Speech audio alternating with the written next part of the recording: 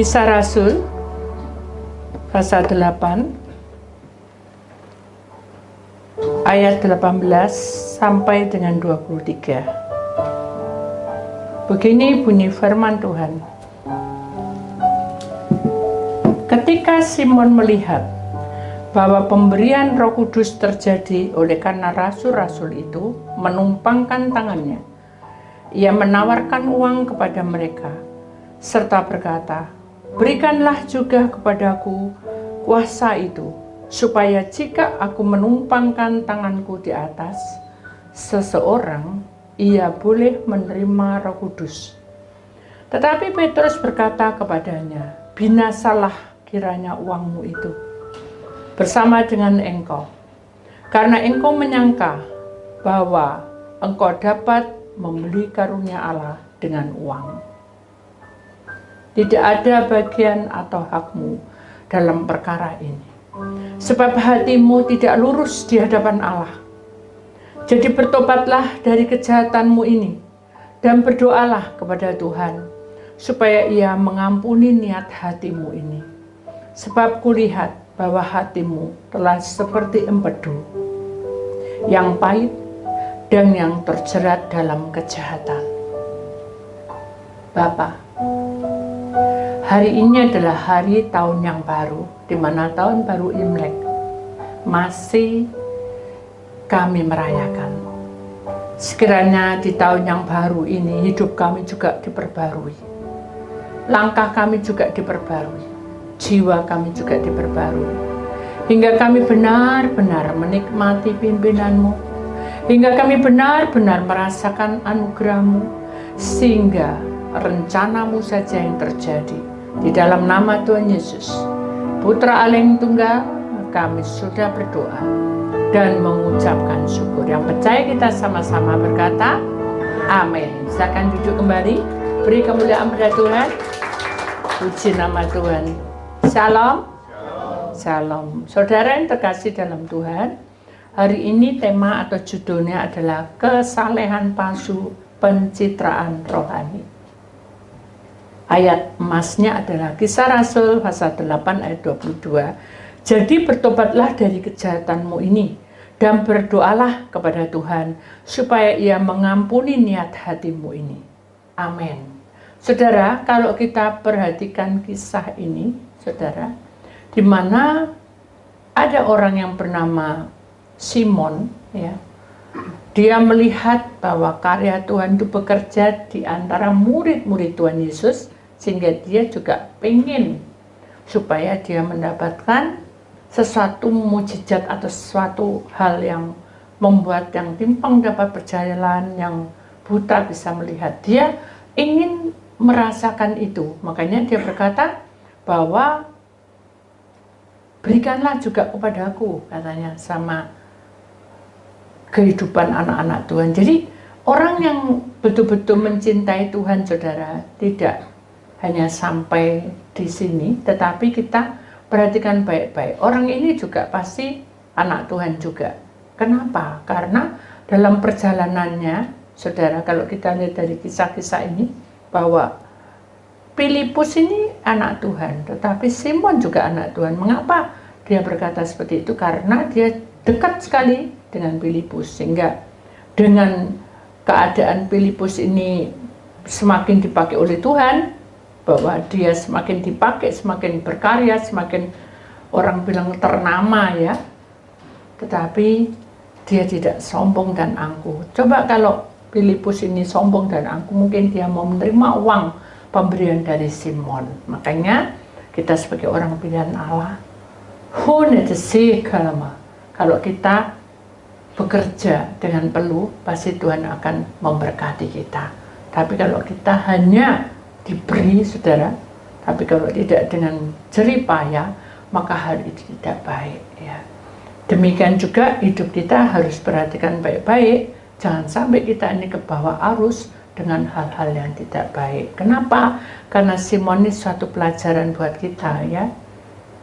Walaupun dia tahu bahwa kehidupan dari langkah-langkah orang yang dipilih oleh Allah selalu dipimpin, ya. Kita akan perhatikan ayat yang Kita akan lihat yang ini dulu saudara, supaya saudara tidak bingung. Mereka yang tersebar itu menjelajahi seluruh negeri itu sambil memberitakan Injil. Ini ceritanya gitu ya. Dan Filipus pergi ke suatu kota di Samaria dan memberitakan Mesias kepada orang-orang di situ. Ketika orang banyak itu mendengar pemberitaan Filipus dan melihat tanda-tanda diadakan, mereka semua dengan bulat hati menerima apa yang diberitakannya. Jadi ada kuasa mujizatnya terjadi, pertobatan banyak. Sebab dari banyak orang yang kerasukan roh jahat. Jadi saat itu ada orang yang kerasukan roh jahat, saudara. Keluarlah roh-roh itu sambil berseru dengan suara keras, dan banyak juga orang lumpuh. Jadi tidak kerasukan tapi orang lumpuh, orang timpang itu disembuhkan. Maka sangatlah besar sukacita dalam kota itu. Jadi betul-betul tersebar. Seorang yang bernama Simon telah sejak dahulu melakukan sihir di kota itu dan menakjubkan rakyat Samaria, serta berlagak seolah-olah ia seorang yang sangat penting. Semua orang besar kecil mengikuti dia dan berkata, orang ini adalah kuasa Allah yang terkenal sebagai kuasa besar. Dan mereka mengikutinya karena sudah lama ia menakjubkan mereka oleh perbuatan sihirnya. Jadi gini saudara, jadi Simon ini dia ikut ke gereja, dia ikut bait Allah, dia percaya Tuhan, tapi juga melakukan hal-hal yang tidak baik, yang menyimpang dari firman Tuhan. Makanya saudara harus berhati-hati kalau saudara menjadi anak Tuhan, harus satu arah ya, tidak boleh ke kiri atau ke kanan. Ini yang dikatakan huma tusiga. Allah tidak suka kamu tidak setia. Allah itu setia. Allah juga berharap agar kita setia ya. Kemudian kita lihat lagi, dan mereka mengikuti karena sudah lama menakjubkan mereka oleh perbuatan sihirnya. Tetapi saudara, sekarang mereka percaya kepada Filipus yang memberitakan Injil tentang kerajaan Allah dan tentang nama Yesus Kristus, dan mereka memberi diri mereka dibaptis, baik laki-laki maupun perempuan. Jadi saudara, bukan dibaptis itu selamat, tetapi dengan nama Tuhan Yesus dia memberitakan kerajaan Allah. Disitulah maka banyak orang diselamatkan lalu minta dibaptis. Intinya seperti itu. Tapi Simon sendiri juga menjadi percaya. Ya percaya Simon. Dan sesudah dibaptis, ia dibaptis loh saudara. Ia senantiasa bersama-sama dengan Filipus. Paham saudara? Jadi Simon ini walaupun dia anak Tuhan, akhirnya dia mau dibaptis, dia percaya, akhirnya dia mengikuti Filipus. Takjub dia, duh kok bisa ya mujizat terjadi lebih besar dari aku. Ketika, ini ceritanya, ketika rasul-rasul di Yerusalem mendengar bahwa tanah Samaria telah menerima firman Allah, mereka mengutus Petrus dan Yohanes ke situ. Setibanya di situ, kedua rasul itu berdoa supaya orang-orang Samaria itu beroleh Roh Kudus. Jadi saudara, ketika kita itu percaya, perhatikan baik-baik, ketika kita percaya, kalau kita tidak dibaptis itu tidak lengkap. Tubuh roh jiwa kita harus diurapi ya. Kalau kita ini dekat pada Tuhan, kita berdoa, bahasa roh akan terjadi, bukan karena dibaptisnya, tapi karena dia atau benar karena dia percaya urapan Allah bekerja, tapi tubuhnya masih panah, makanya harus dibaptis. Dengan baptisan itulah maka kita dilengkapi dengan senjata dari Allah. Dan dari situlah terjadi kemudian kedua menumpangkan tangan di atas mereka, lalu mereka menerima Roh Kudus. Ketika Simon melihat itu, bahwa pemberian Roh Kudus terjadi, oleh karena rasul-rasul menumpang tangannya, ia menawarkan uang kepada mereka.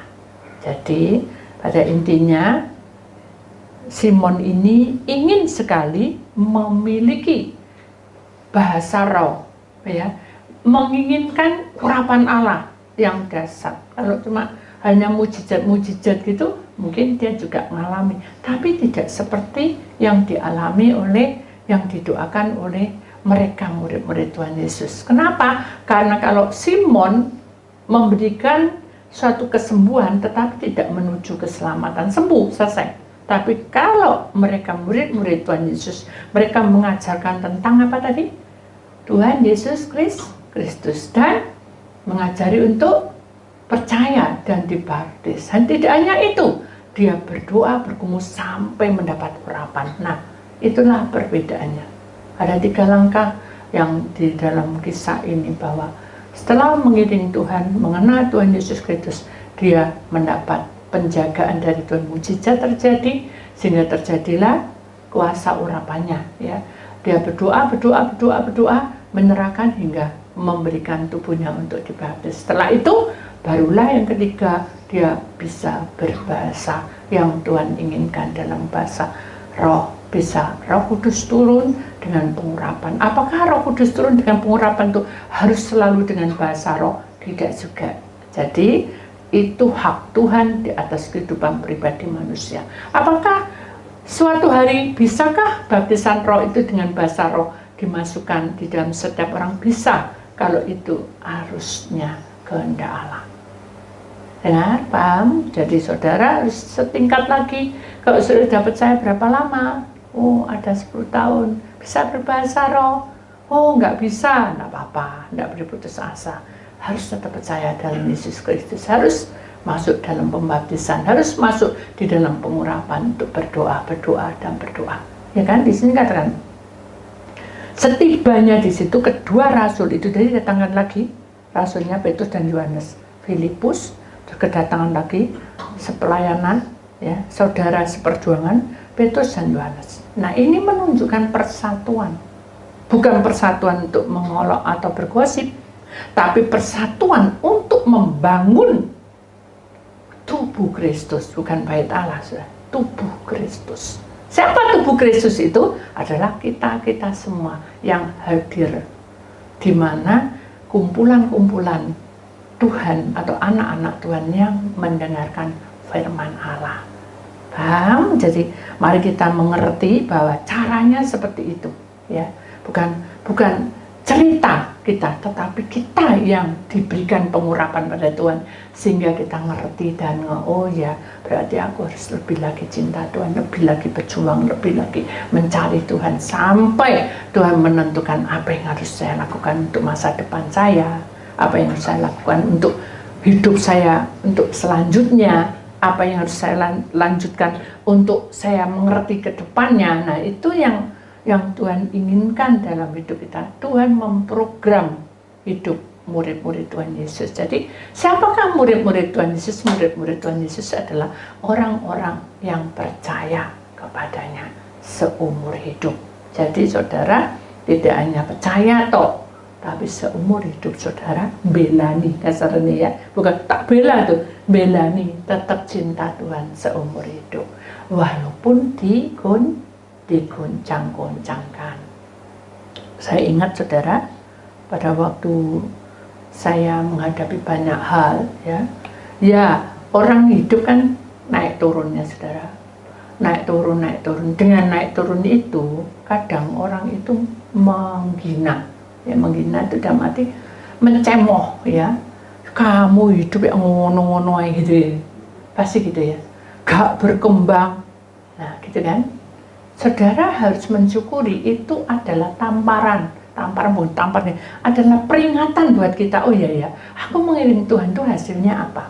Bukan hasil uang saja. Kalau uang pasti diberkati, hasilmu untuk maju ke depan terus, grafik kesetiaanmu itu ya apa?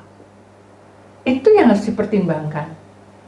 Kalau grafik pelayananmu itu sudah kewajiban, tapi kalau grafik untuk mencintai Tuhan itu makin dekat atau enggak? Oh, menurut aku makin dekat sih. Terus apa yang kamu beroleh? Ya, ini adikku sembuh, ini suamiku sembuh, ini saudaraku sembuh. Itu mujizat.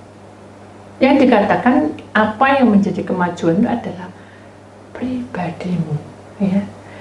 Kamu tidak datang rasa tidak nyaman, nah itu adalah tanggung jawab. Tapi kalau kamu kayak Senin ya, libur gitu ya, apa yang kamu rasakan? Oh, seneng beneran gitu. Nah itu namanya bukan betul-betul mencintai Tuhan, tapi senang libur. Tapi kalau oh iya ya, ini waktunya doa. Ya udah aku tak doa. Pernah enggak gitu? Wah repot Bu, ini kan hari ini. Enggak apa-apa, itu juga enggak apa-apa, itu tugas. Tapi pernah enggak saudara pada waktu itu saudara rindu, oh iya ya, aku tak melipat tangan, tak sapa Tuhan. Ini kan dari ibadah. Pernah enggak saudara? Wah lupa Bu, wis di rumah lali sembarangan. Ya, apalagi kalau kedatangan saudara. Jadi lupa kan? Tapi Tuhan ingat loh saudara. Dia ketuk. Adakah kamu sungguh-sungguh mencintai aku? Ya, aku sungguh-sungguh mencintai. Kalau kamu sudah mencintai itu, apa yang kamu lakukan? Ya, aku melakukan apa ya? Nah, kalau kita melakukan apa? Tidak tahu ya, pasti Tuhan kirim. Bukan kirim malaikat, tapi kirim banyak hal. Ada seperti nyanyian. Ku bersujud di kakimu, menikmati kehadiranmu. Kau berkata, kau cintaku dengan kasih sempurna.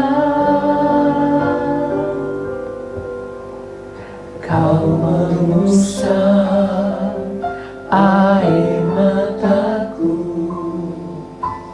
kau teduhkan gelora hatiku.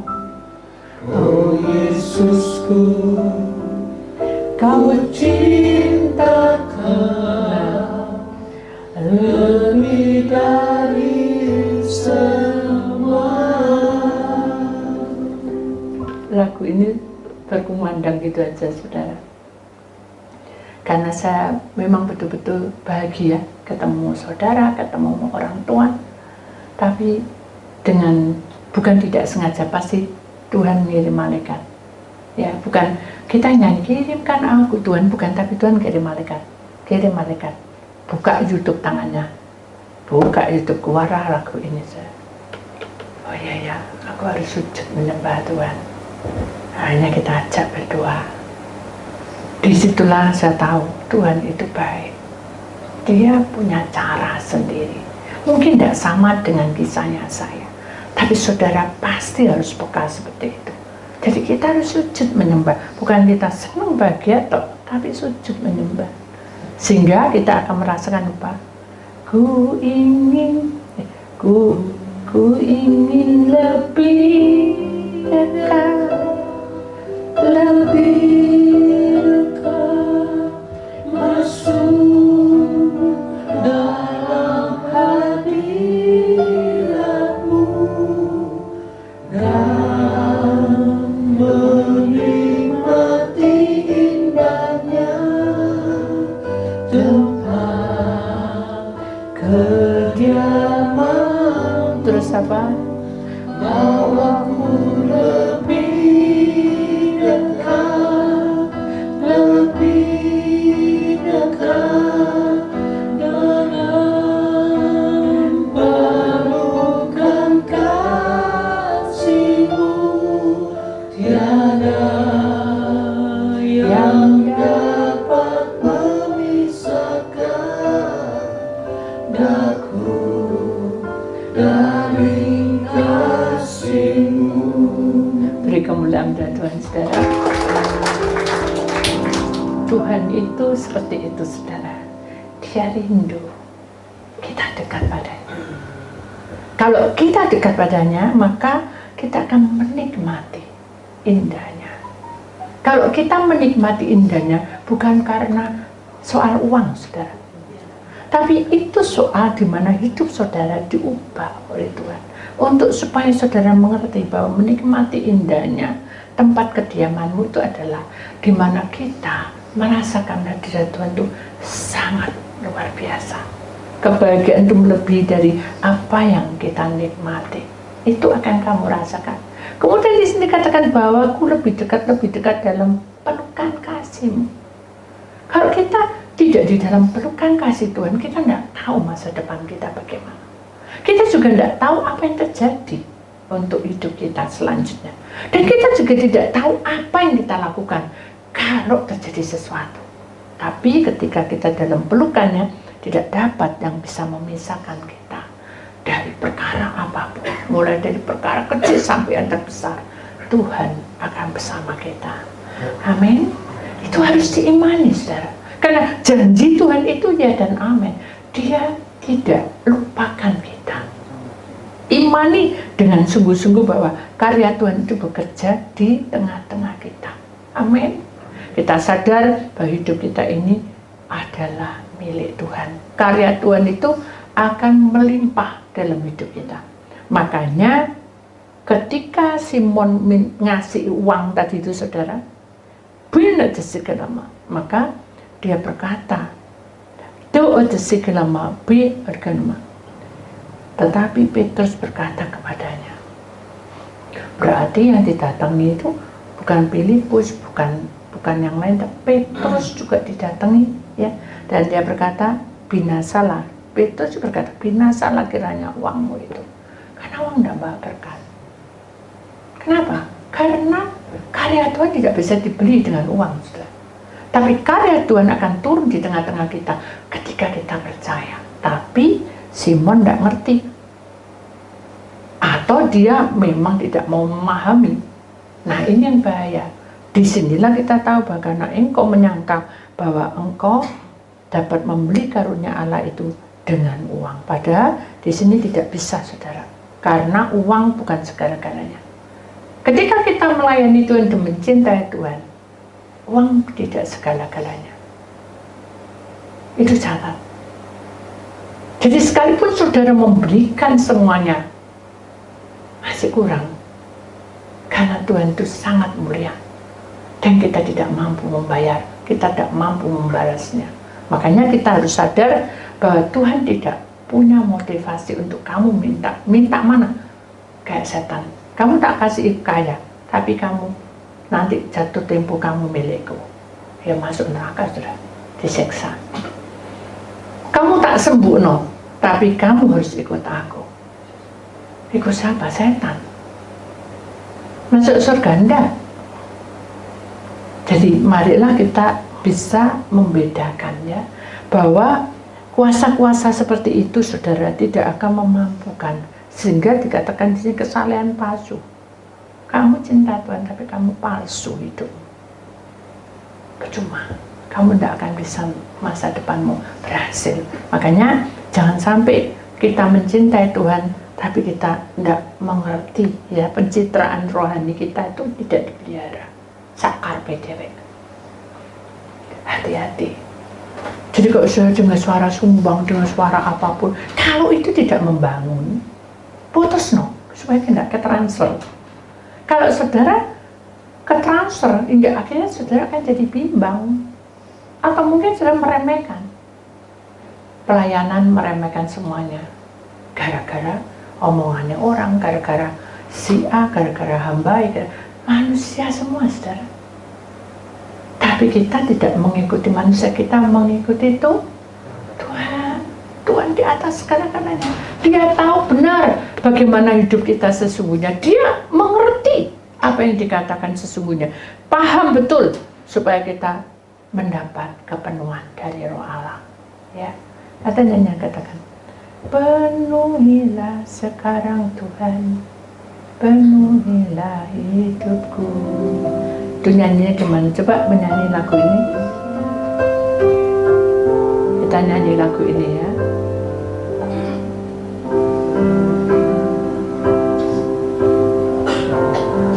Penuhi sekarang Tuhan, penuhi hidupku. Hatiku bagikan tanah gesang, merindukan zaman Roh Kudus suci. Lagu ini lagu lama, tapi masuk, saudara.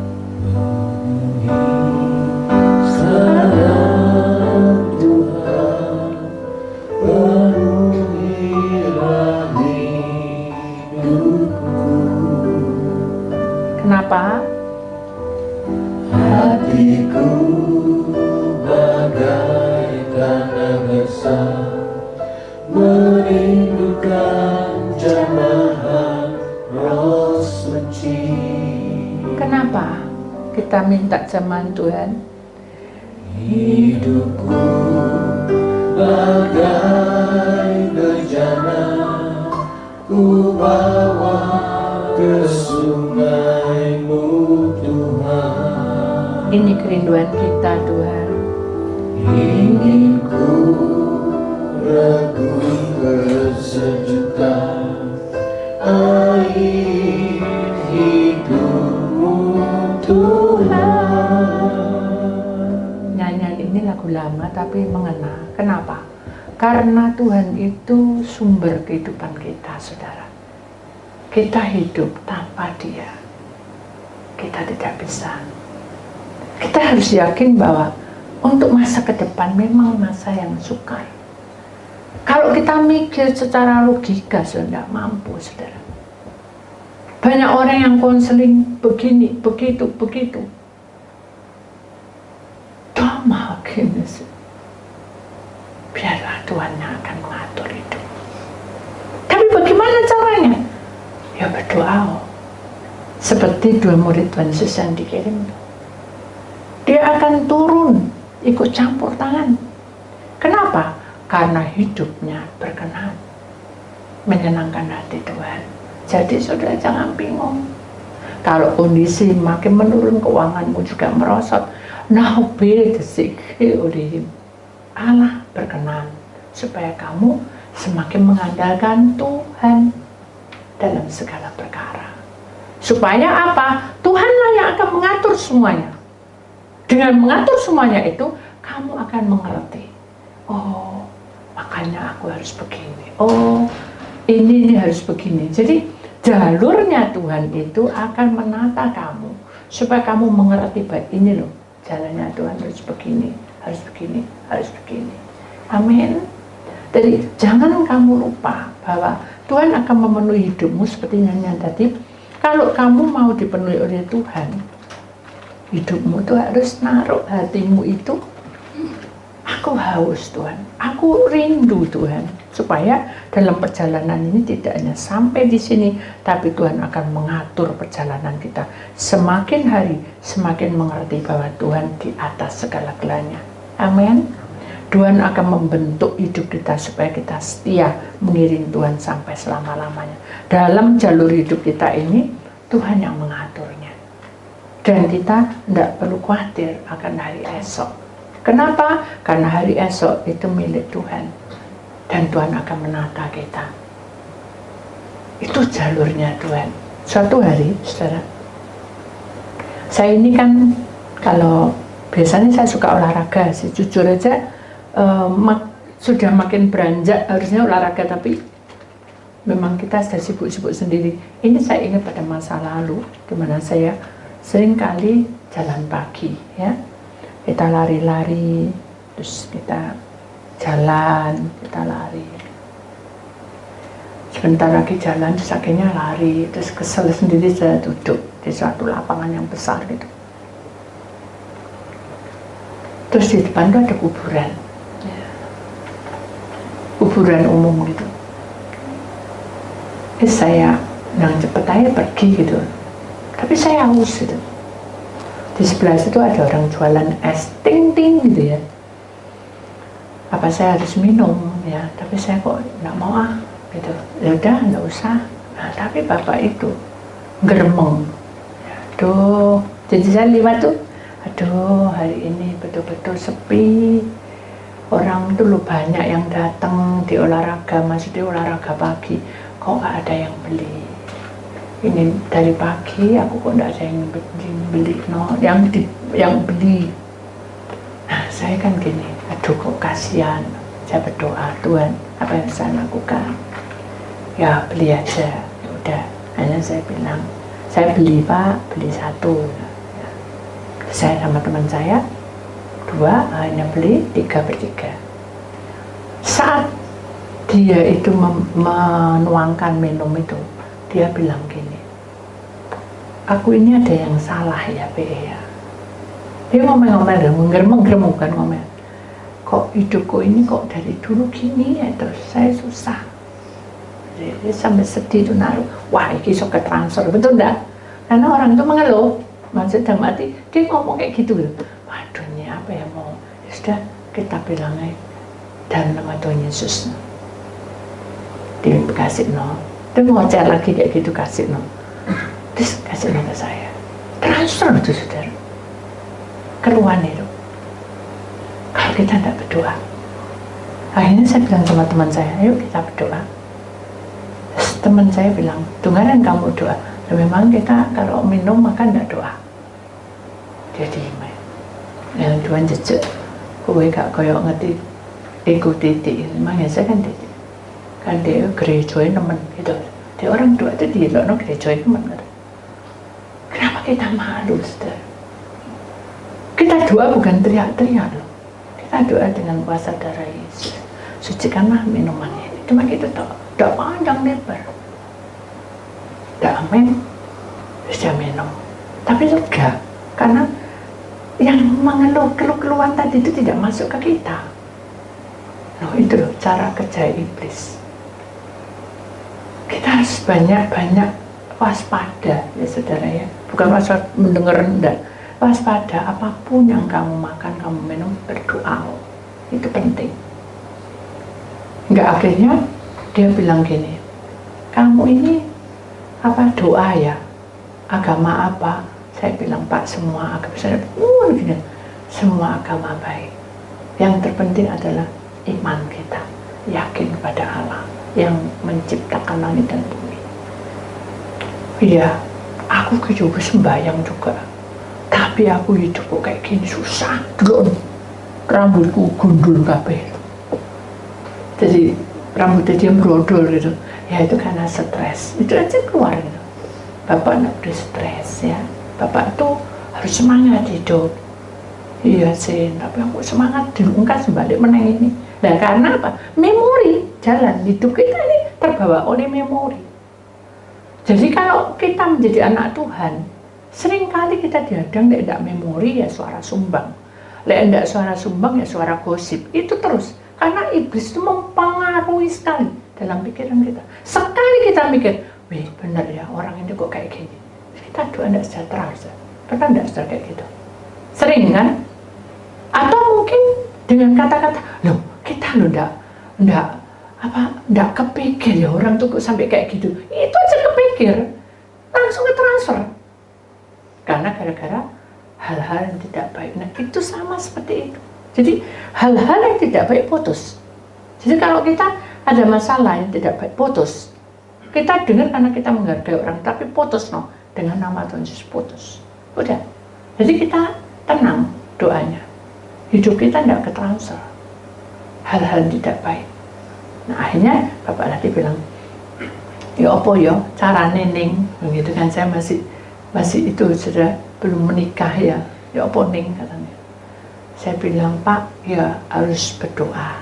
Ya, Bapak berdoa. Wis doa itu piye carane itu? Piye gimana caranya? Caranya hanya berserah. Bapak berserah percaya penuh pada Tuhan. Bahwa ini diberkati makanan, diberkati minuman ini. Oh gitu ya. Saya tak coba. Tidak boleh Pak. Doa tidak boleh dicoba. Harus dengan iman dan yakin. Oh gitu ya. Iya. Ya wis, aku tak doa sekarang. Gitu. Tadinya saya suruh doa. Kamu jangan berdoa tuh. Doa no aku. Enggak. Bapak harus doa sendiri. Akhirnya dia doa. Panggil Allah dia. Pokoknya dia minta bahwa minuman ini diberkati Allah. Kulo percaya nih ngomong bahasa Jawa ya. Pasti minuman ini diberkati. Minuman ini diberkati. Terus saya bilangnya amin. Terus dia amin. Jadi ya tutup di tahap begini. Terus dia bilang, ya Allah terima kasih. Gitu. Belum apa-apa dia saya bilang terima kasih. Itulah yang membuat kemenangan buat dia. Udah kan? Akhirnya kita pulang siapa ya? Jadi dikasih uangnya kembali ini nggak usah dah Pak, ambil aja. Oh ya makasih gitu kan. Dan kita jalan. Kita 1 meter lah, 1,5 meter lah. Ya di pintu situ. Wow, orang geruduk-geruduk orang sekolah tuh. Masih kecil, ada rombongan sekolah, dia beli. So, ya. Terus saya lihat, Tuhan baik ya, Tuhan sudah dengar doanya. Nah, terlintas saya pikiran saya, nah kalau belum waktunya, bisa enggak Tuhan seperti itu datang ke banyak orang? Kalau Tuhan bilang belum waktunya, bisa? Gak bisa kan? Tunggu kan? Doa itu kan ada 3. Ya langsung, jadi Bapak tadi ya langsung atau tunggu atau tidak? Ya langsung kan? Itu bersyukur. Tapi kalau tunggu ya apa? Kalau tidak, enggak mungkin. Tuhan, doa untuk anak saya. Gak mungkin tidak. Pasti iya, tapi tunggu ya apa? Nah, ini satu kisah. Suatu ketika, saudara kita ini ketemu ya di mall gitu ya. Teman saya lama, gemuk, jualannya kayak payah gitu, duduk juga berat gitu. Itu selalu gitu, duduk tuh selalu kayak ngeluh tuh kayak sambat. Terus saya bilang sama teman saya, kasihan ya dia itu kegemukan, saya bilang gitu.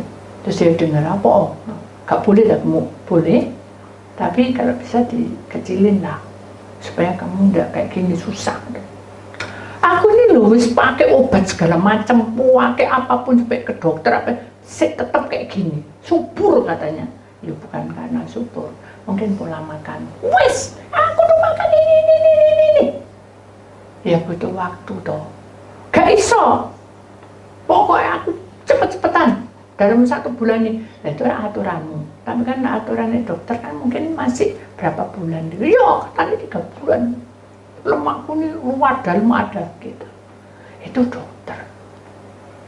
Kalau kamu tidak mengikuti dokter itu, bagaimana bisa kamu mengikuti? Ya aku makan, tak makan ya kok tidak bisa kembali ke kecil, tidak bisa malam kayak makan. Kan sama ini nambah racun lagi di tubuh. Pas susah ngomong sama kamu tuh, nah gitu sih. Kadang kita juga gitu sama Tuhan. Suruh nunggu tuh tidak mau. Karena memang dan cepat dibutuhkan, 1 bulan harus selesai. Karena ini aku harus menikah, aku harus apa gitu. Itu kan menurut aturan kita, tapi Tuhan tunggu gitu, tungguin. Waktunya Tuhan itu kan waktu kita. Dan menunggu itu kita nggak tahu berapa lama. Sedangkan hanya sudah 3 bulan lebih, mungkin 4-5 bulan, sudah lama pokoknya. Dia sudah nikah. Badannya kok mencil, saudara, kok mencil. Bahkan punya anak itu 2. Duh, kok ini menikah tambah kecil. Teman saya bilang mungkin stres sampai pucul nih katanya. Loh, kok bisa gitu? Kamu jangan doa lo kayak gitu loh. Iya, biasanya ngono. Harus menikah langsung kurus karena stres sampai suami ini. Mungkin suami ini gini-gini. Jangan kayak gitu kamu. Halo. Kita minum lagi bareng. Terus dia cerita. Benar loh, Tuhan tuh ajaib bilang gitu. Kenapa? Ya, aku bilang sama Tuhan, Tuhan ini apa kok enggak kecil-kecil badanku. Tuhan hanya bilang berdoa, tekunono, tak tekuni. Kamu tahu berapa lama aku baru kurus? Bukan 3 bulan, 4 bulan. Tapi aku sabar. Nah itu yang benar. Jadi tekunono, sabaro, kan gitu. Iya benar. Sekarang aku mengandalkan Tuhan, bukan mengandalkan dokter. Lek sakit mengadakan dokter dan Tuhan, tapi lek gini aku ngandalkan Tuhan. Kenapa? Saya bilang gitu. Karena Tuhan yang nuntun, tidak mau makan. Hehehe. Malaikatnya bilang, hehehe. Jangan makan terus nanti gemuk. Oh ya, tidak jadi. Itu. Terus dia mau kecil lagi. Jangan olahraga kebacot, nanti kamu geblak semua pingsan. Karena kekecilan. Jadi semuanya itu ada takarannya. Orang hidup punya takaran. Dan takaran yang Tuhan berikan itu, jangan kita memakai kepalsuan. Kesalian yang palsu itu tidak membawa pencitraan rohani kita. Bahkan kita dihancurkan oleh kuasa kegelapan. Jadi paham saudara pelajaran hari ini, kita tahu bahwa rencana Tuhan itu lebih indah dari rencana kita. Tapi apa caranya? Aku enggak tahu, Bu. Aku enggak tahu. Nah, kalau enggak tahu, seperti nyanyi sudah. Ku Aku ini gimana ya? Sebentar ini aja ya. Kirimkan aku Tuhan, malaikat penghibur hati, agar tentram jiwaku ini untuk jalani hidupku. Cuma kamu minta sama Tuhan supaya Tuhan mengirim malaikat supaya mengingatkan kita kalau kita melanggar. Apakah manusia bisa melanggar? Bisa. Kenapa? Karena manusia tidak bisa hidup suci 24 jam. Tapi kita belajar untuk disempurnakan. Kenapa? Karena Tuhan itu pengampun segalanya. Kata yang pertama itu, saudara, kita sadar bahwa kita itu banyak dosa. Dia yang bisa melepaskan dari penderitaan dosa itu. Dosa itu sangat menderita. Dia akan mendoktrin kita sampai kita putus asa, sampai kita tidak mampu bertindak apa-apa, sampai kita tidak mampu berjalan. Kalau kita mengikuti Tuhan, lagu ini akan menjadi kekuatan buat kita. Ku berbahagia, yakin teguh. Kenapa? Yesus abadi, kepunyaanku. Kenapa? Aku warisnya, ku ditebus. Kenapa? Ciptaan baru, Roh Kudus. Jadi kalau kita semakin dari mengenal Tuhan, Yesus yang abadi itu abadi kan, dia di atas segala-galanya, dia akan menjadi kepunyaan kita. Dan kalau sudah itu kita sudah mendapat warisan sah di bumi maupun di surga. Dia menebus semua, bahkan dia mengubah hidup kita menjadi ciptaan yang baru. Bukan terus kita jadi nom, terus jadi muda, bukan. Ciptaan yang baru itu aura, kuasa Allah itu menaungi kita, mempunyai power, sehingga kuasa kegelapan itu lari terbirit-birit. Kita tidak minta kuasa kegelapan lari, tapi kita punya kuasa. Ciptaan baru itu Roh Kudus itu menaungi kita, sehingga kita berjalan sesuai dengan kehendak Allah. Amin. Aku bernyanyi bahagia, memuji Yesus selamanya. Kita pasrah ya saudara, pasrah sempurna, nikmat penuh, suka surgawi melimpahiku, suka surgawi melimpahiku. Lagu malaikat amat merdu, lagu malaikat amat merdu, kasih dan rahmat besertaku, kasih dan rahmat besertaku. Nyanyian ini bagus sekali saudara. Saya membaca ini di YouTube ya, dan mendengarkan. Saya tahu bahwa kebahagiaan manusia ini fana. Dan kita tidak tahu kapan hidup kita bertahan. Tapi ketika kita memiliki Tuhan, maka kebahagiaan kita ini diyakinkan dengan teguh, dimentrek, ditandai oleh Tuhan. Bukan nam-nam, tapi ditandai berkat anugerah, bahkan bonus dalam hidup kita. Di sini katakan Yesus itu kepunyaanku. Dia sah dalam hidup kita. Kita menjadi hak warisnya. Kita ditebus, benar-benar kita diubah hidup kita. Pola hidup yang lama ditinggal. Dan kita berjalan dengan hidup baru bersama Tuhan. Amin. Kita harus imani bahwa perjalanan hidup kita ini miliknya selama-lamanya. Kita harus sadar, saudara, hidup di dunia ini tidak bisa hidup tanpa Tuhan. Kita harus ingat itu. Amin. Ini pelajaran buat kita ya saudara. Biarlah firman hari ini mengingatkan kita bahwa jalan-jalan Tuhan itu akan menjaga kita sampai pada Maranatha datang. Dan Tuhan akan memberikan jalan yang terbaik dalam hidup kita. Amin. Hidup berjalan dengan Tuhan itu tidak akan membuat kita jatuh, tetapi kita akan diangkat. Kita akan dibawa. Kita akan diberikan kekuatan. Sehingga adalah satu nyanyian, aku diberkati sepanjang hidupku diberkati. Bila bangun pagi hari, siang berganti malam, aku diberkati. Ingat saudara, pujian ini bisa nyanyikan lagu ini. Aku diberkati sepanjang hidupku diberkati. Bila bangun pagi hari, siang berganti malam, aku diberkati. Aku diberkati sepanjang hidupku diberkati. Bila bangun pagi hari, siang berganti malam, aku diberkati.